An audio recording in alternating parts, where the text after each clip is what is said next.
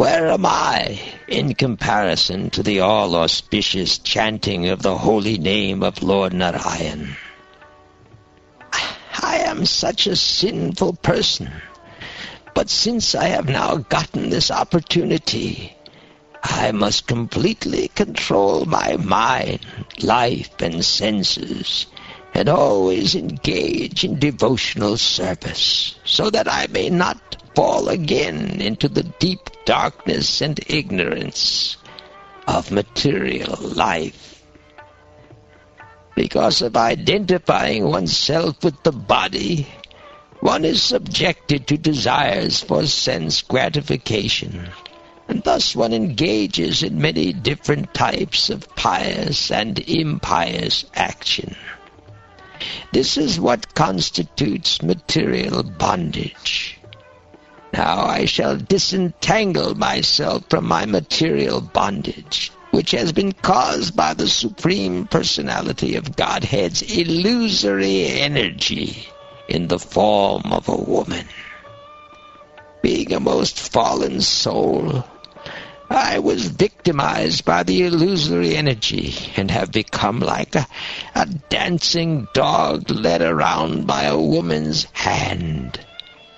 Now I shall give up all lusty desires and free myself from this illusion.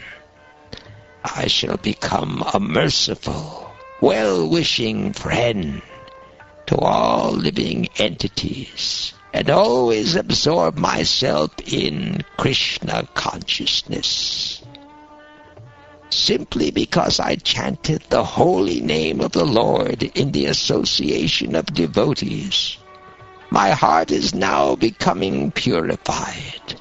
Therefore, I shall not fall victim again to the false lures of material sense gratification. Now that I have become fixed in the absolute truth, henceforward I shall not identify myself with the body. I shall give up false conceptions of I and mine, and fix my mind on the lotus feet of Krishna.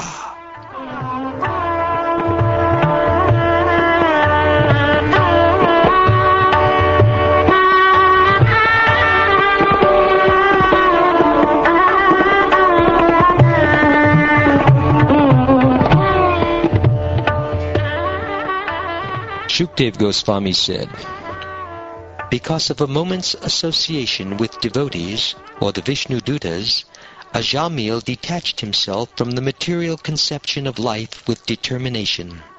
Thus freed from all material attraction, he immediately started for Hardwar. In Hardwar, Ajamil took shelter at a Vishnu temple, where he executed the process of Bhakti Yoga. He controlled his senses and fully applied his mind in the service of the Lord. Ajamil fully engaged in devotional service. Thus he detached his mind from the process of sense gratification and became fully absorbed in thinking of the form of the Lord. When his intelligence and mind were fixed upon the form of the Lord, the Brahmin Ajamil once again saw before him 4 celestial persons. He could understand that they were those he had seen previously, and thus he offered them his obeisances by bowing down before them. Upon seeing the Vishnu Dutas, Ajamil gave up his material body at Hardwar on the bank of the Ganges. He regained his original spiritual body, which was a body appropriate for an associate of the Lord. Accompanied by the order carriers of Lord Vishnu, Ajamil boarded an airplane made of gold. Passing through the airways, he went directly to the abode of Lord Vishnu, the husband of the goddess of fortune. Ajamil was a Brahmin who, because of bad association, had given up all Brahminical culture and religious principles. Becoming most fallen, he stole, drank, and performed other abominable acts. He even kept a prostitute. Thus he was destined to be carried away to hell by the order carriers of Yamaraj, but he was immediately rescued simply by a glimpse of the chanting of the holy name Narayan. Therefore, one who desires freedom from material bondage should adopt the process of chanting and glorifying the name, fame, form, and pastimes of the Supreme Personality of Godhead, at whose feet all the holy places stand. One cannot derive the proper benefit from other methods such as pious atonement, speculative knowledge, and meditation in mystic yoga, because even after following such methods, one takes to fruitive activities again, unable to control his mind, which is contaminated by the base qualities of nature, namely passion and ignorance.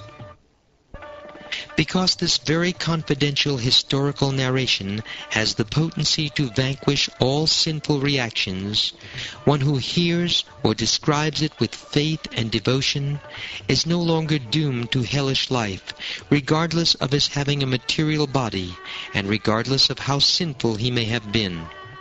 Indeed, the Yamadutas who carry out the orders of Yamaraj do not approach him even to see him. After giving up his body, he returns home, back to Godhead, where he is very respectfully received and worshipped.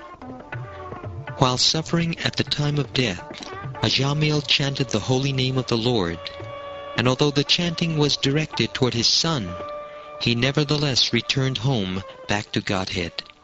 Therefore, if one faithfully and inoffensively chants the holy name of the Lord, where is the doubt that he will return to Godhead?